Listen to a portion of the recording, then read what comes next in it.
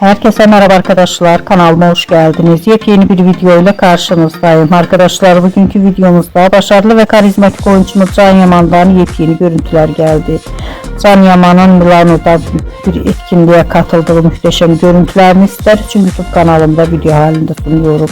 Umarım beğenirsiniz. Arkadaşlar, videomu beğendiyseniz kanalımı izlemeyi ve bildirim butonuna basmayı unutmayın. Şimdilik benden bu kadar olsun. Yeni videomuzda görüşmek üzere. Hoşça kalın, sağlıklı kalın.